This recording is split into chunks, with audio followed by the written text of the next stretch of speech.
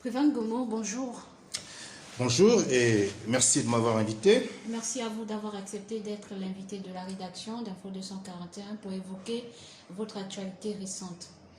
Alors, vous avez été interpellé le vendredi 17 juillet 2019 à Libreville pour avoir manifesté devant l'ambassade de France au Gabon pour l'opération que vous avez baptisée Lumumba, devant la représentation française.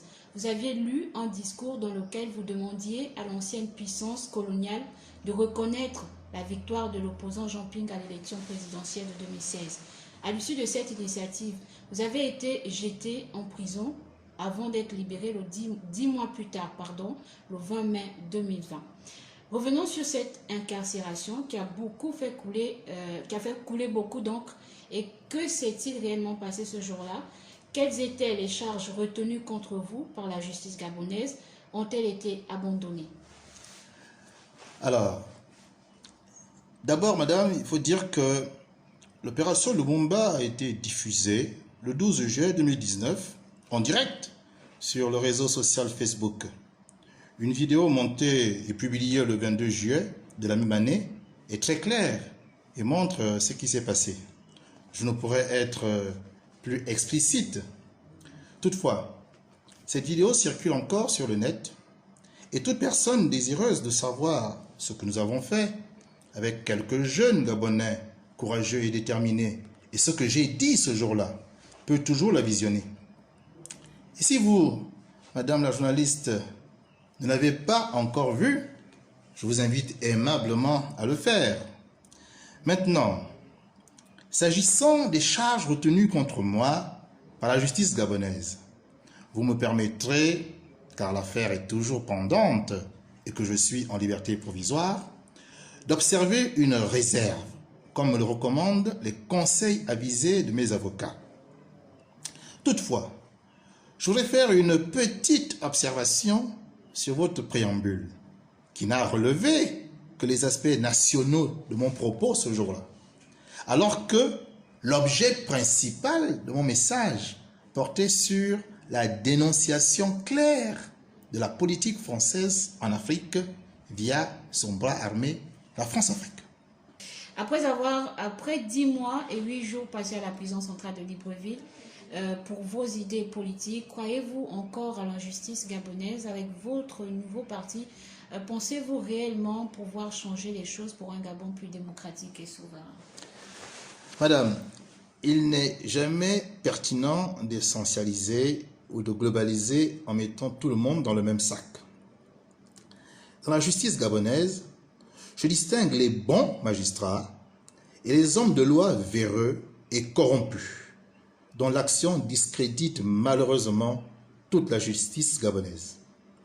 Comme dans la quasi-totalité des secteurs d'activité de notre pays, il y a des réformes à faire dans le domaine de la justice. Il faut que la justice de notre pays soit totalement indépendante, afin que les magistrats ne puissent dire que la loi et rien que la loi. Ce sera plus épanouissant et plus honorable pour eux et pour leur profession, c'est du moins mon sentiment. S'agissant du New Power, ce n'est pas un parti, comme vous le dites, madame, mais un mouvement associatif, politique et international. Il est associatif car il s'adresse aux Gabonais qui se tiennent loin du milieu politique et préfèrent traiter des thématiques socio-économiques et culturelles de la nation dans le cadre soit des associations, soit des ONG. Il est politique pour ceux qui veulent s'engager en politique et participer à un changement profond du pays.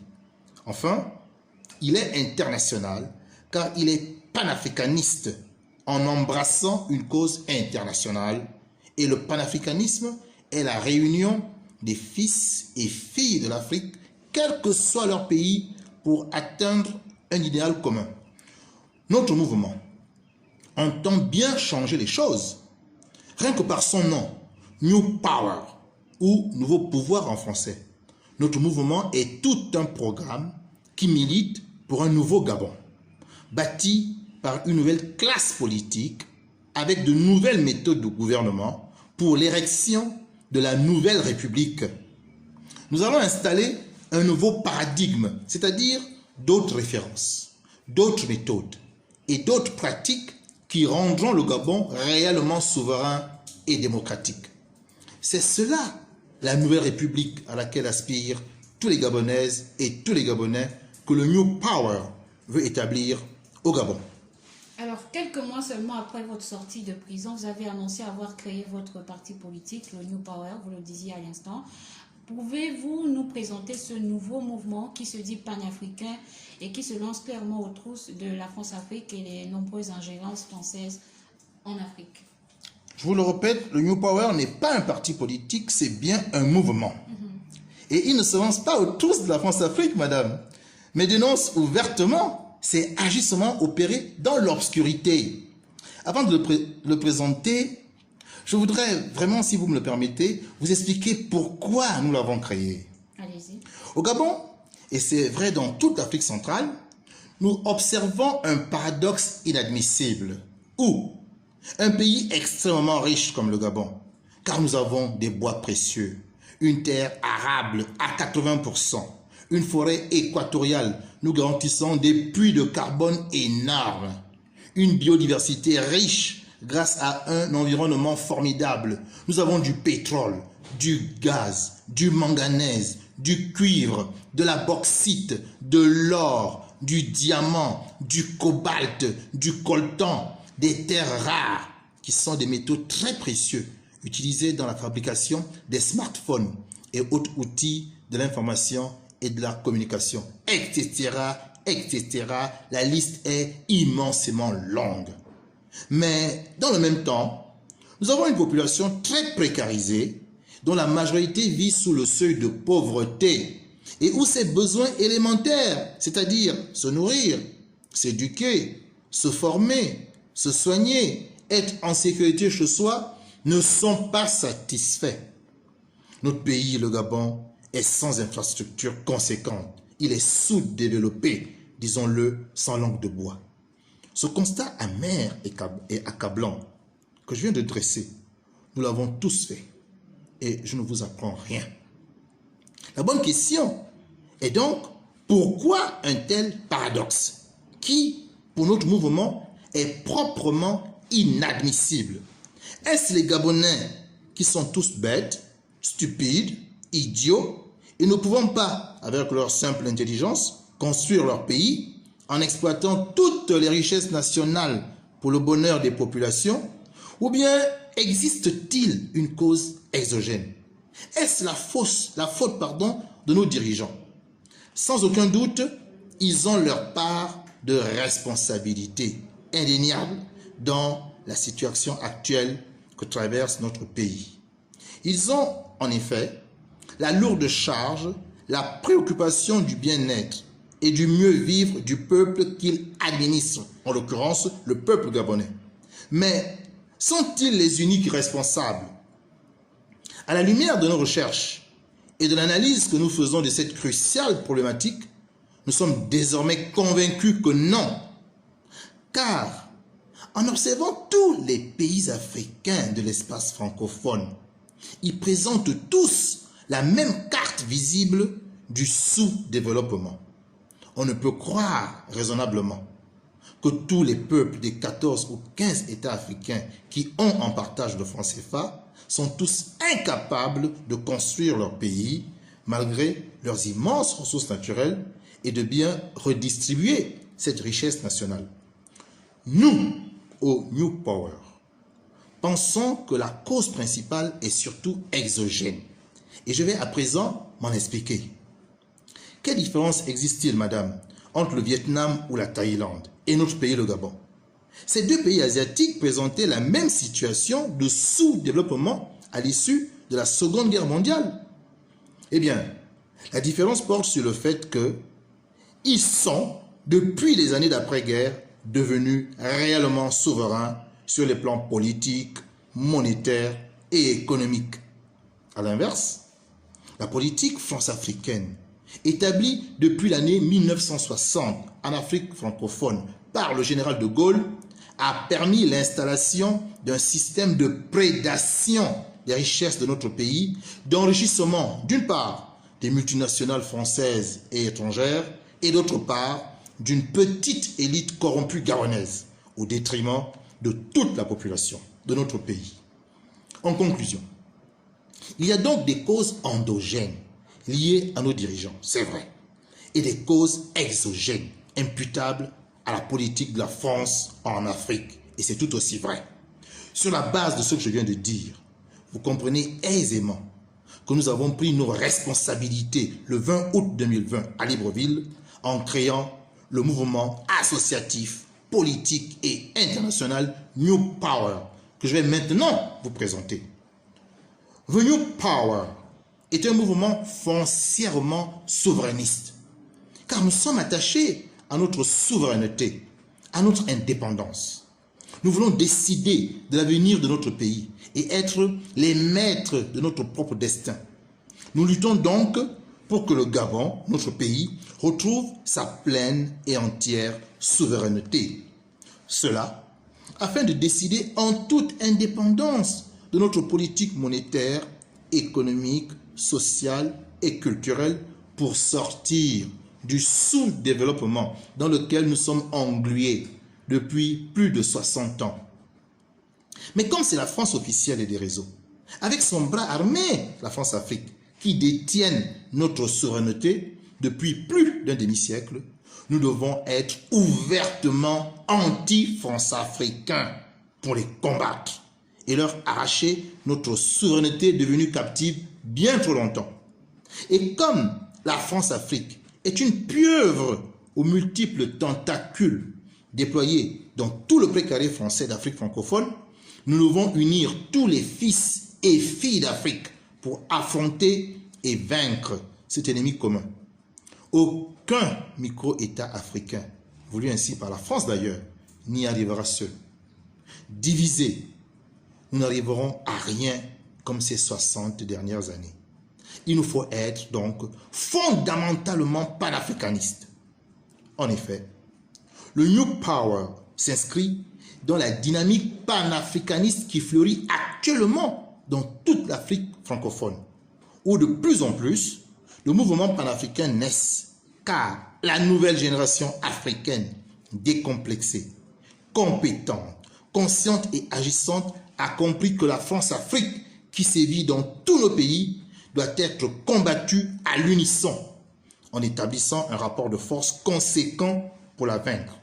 Enfin, je voudrais terminer sur ce point par rapport à votre question. Le panafricanisme ne date pas d'aujourd'hui. Il naît dans les Caraïbes pour l'abolition de l'esclavage. Et nous avons le bel exemple de Saint-Domingue, devenu Haïti, qui prit son indépendance le 1er janvier 1804, grâce au combat initié par les nègres marrons de toute origine africaine, qui eurent une réunion de nuit appelée Bois Caïman, présidée par le célèbre nègre marron Boukman, le 14 août 1791. Cet instrument efficace, parvenu en Afrique, a été combattu par l'impérialisme occidental qui a déstabilisé ou éliminé tous ses leaders, à l'instar de Kwame Nkrumah, Patrice Lumumba, Modibo Keïta, Barthélemy Boganda, Ahmed Sékou Touré, et la liste est très longue. Mais le mouvement panafricaniste renaît aujourd'hui. Et il est porté par une nouvelle génération consciente qui entend mener à terme sa noble ambition, qui est la renaissance africaine consacrée par un État fédéral continental. Un bref rappel de l'histoire, M. Kivan-Gomo, merci. Quatrième question. En 2023, aura lieu une nouvelle élection présidentielle au Gabon. Quel enseignement avez-vous tiré de 2016, l'élection présidentielle 2016, où vous réclamiez la reconnaissance de Jean Ping? 2023 sera-t-elle une échéance particulière pour vous et votre mouvement? Alors, madame, en 2016, le peuple gabonais a clairement exprimé sa volonté qui s'est portée à la grande majorité du suffrage sur le candidat élu Jean Ping. C'est un fait incontestable, une vérité historique indéniable. Ali Bongo Ondimba et la France officielle et des réseaux qui le soutiennent n'ont pas voulu respecter la volonté populaire. Il y a donc eu un hold-up militaro-électoral doublé d'un horrible massacre comme on n'en avait jamais vu au Gabon. Depuis 4 ans maintenant, la résistance gabonaise à l'étranger, très courageuse, poste sur les réseaux sociaux des images sanglantes de ces terribles jours, afin que nul n'oublie nos martyrs. L'année 2023, vous le dites effectivement, est certes une échéance importante dans le calendrier électoral du Gabon. Cependant, participer aux élections présidentielles dans les conditions politiques et constitutionnelles qui prévalent depuis 1960 ne servirait à rien et serait un éternel recommencement, car le vainqueur est déjà connu par la France officielle et les réseaux. Donc, aucun intérêt. Pour le mouvement New Power, le combat est ailleurs, celui de recouvrer notre souveraineté pleine et entière. Nous sommes bien conscients des enjeux géostratégiques de la France officielle et des réseaux et de son besoin impérieux des richesses du sous-sol gabonais. Mais cela ne doit plus se faire au grand détriment de la population gabonaise qui croupit dans la misère. La France officielle et des réseaux n'hésite pas à avilir et appauvrir les peuples africains pour satisfaire les besoins de sa population et maintenir son train de vie. Eh bien, le New Power entend aussi se battre pour que le peuple gabonais puisse jouir d'un niveau de vie décent sur la base des richesses de son pays. C'est le combat que nous mènerons, quitte à engager un rapport de force avec la France officielle et les réseaux. Le peuple gabonais, pour en revenir à l'élection présidentielle, doit pouvoir voter en ayant la certitude que son vote sera pris en compte, sans fraude et sans effusion de sang, comme cela se passe dans toutes les démocraties du monde. Que la France se prétende publiquement une grande démocratie, donneuse de leçons, et soutienne secrètement les dictatures africaines pour piller les immenses richesses de nos pays, tout en les empêchant de devenir à leur tour de vraies démocraties, n'est plus acceptable aujourd'hui. Car la nouvelle génération africaine, je vous l'ai dit, décomplexée, compétente, consciente et agissante, n'aura ni la patience, ni la naïveté de l'ancienne génération, qui a cru aux idéaux démocratiques et universels de la France et n'a pas vu le double jeu français. C'est pour l'heure le combat important et crucial que nous menons. Les résultats acquis sur le terrain détermineront notre position personnelle et celle de notre mouvement quant à l'échéance d'élections présidentielles d'août 2023. Alors, quel rapport entretiendront, j'y arrive, votre parti avec les partis, je veux dire votre mouvement avec les partis et forces de l'opposition et de la majorité? Où se classera le New Power parmi ces différents bords politiques de notre pays? Le New Power, madame, est un mouvement souverainiste, anti-france-africain et panafricaniste. Nous entendons évoluer dans l'espace politique gabonais et même d'Afrique centrale en respectant notre idéologie et en la promouvant auprès des populations gabonaises et d'Afrique centrale et surtout auprès des jeunes qui doivent se saisir de cette formidable opportunité de faire la politique différemment, avec un discours franc, honnête et sans langue de bois. Le New Power entend agir en politique autrement, car il veut réellement l'avènement d'un nouveau paradigme sur lequel sera assise la nouvelle République gabonaise, réellement souveraine et démocratique. Nous serons donc alliés aux partis qui partagent nos convictions politiques de souveraineté ou de lutte anti-France-africaine ou de panafricanisme. Contre la France-Afrique et les ingérences françaises en Afrique, vous êtes contre ces problématiques. Quelles seront vos actions pour mettre fin à ces agissements qui profitent un tant soit peu à l'intérêt supérieur des nations africaines? Qui ne profitent pas. Qui ne profitent pas. Oui, voilà. Qui profitent à la France, certes, mais pas à l'intérêt supérieur des nations africaines. Mais je veux vous dire, madame, que nos actions seront diverses et circonstanciées. Parce que notre combat est panafricaniste, il nous oblige à travailler avec les autres mouvements panafricains et souverainistes pour établir un rapport de force conséquent contre la pieuvre france-africaine. Nous soutiendrons tous les mouvements panafricanistes existants et à venir, mais également tous les peuples africains qui veulent s'autodéterminer et s'affranchir de la tutelle impérialiste néocoloniale française. Nous entendons également dénoncer systématiquement les actions publiques ou secrètes de la France officielle et des réseaux qui instruit toujours la France-Afrique, son bras armé, à travers ses relais, qu'ils soient officieux ou officiels. Vous avez dit lors d'une interview, chaque génération a son combat. Quel est votre combat et que pensez-vous pouvoir y parvenir? C'est une très bonne question, madame, car elle engage chaque membre de cette génération et certainement aussi les générations à venir.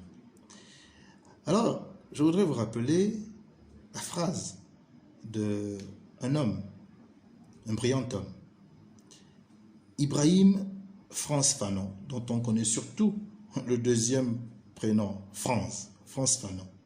C'était un psychiatre et écrivain martiniquais. Il disait, je cite, « Chaque génération doit, dans une réelle opacité, dans une relative, opacité, découvrir sa mission, la remplir ou la trahir. » Fin de citation. Notre combat est celui que nos pères n'ont pas pu ou ont refusé de mener, c'est-à-dire le recouvrement plein et entier de notre souveraineté. Comme les nègres marrons ont réussi à se défaire de l'esclavage après 4 siècles de lutte, nous parviendrons à la souveraineté de notre pays avant la fin de cette décennie. Nous en faisons le serment et nous en prenons l'engagement. Le mouvement New Power combattra pour que chaque année qui nous sépare de 2030 soit une année où nous recouvrons pan après pan notre souveraineté captive depuis l'abolition de l'esclavage. Si les nègres marrons ont réussi, nous réussirons aussi, car le contexte mondial, la globalisation des échanges, les possibilités de communication et une population africaine de plus en plus consciente sont des conditions favorables et optimales à la réalisation de notre autodétermination. Le temps, madame, le temps de la Renaissance africaine est arrivé. Et cette décennie-là que nous vivons sera la nôtre, celle de l'Afrique. Et nous ne raterons pas cet important rendez-vous. Monsieur Ngomo, la rédaction d'Info 241 vous remercie d'avoir accepté notre invitation. C'est moi qui vous remercie et j'espère à l'occasion que vous m'ouvrez prochainement votre porte, vos studios, pour que je puisse à nouveau venir apporter quelques informations pour sensibiliser les populations gabonaises, surtout les jeunes, sur une question très importante qui engage nos vies et engage également l'avenir de notre pays. Merci encore à vous. Je vous en prie.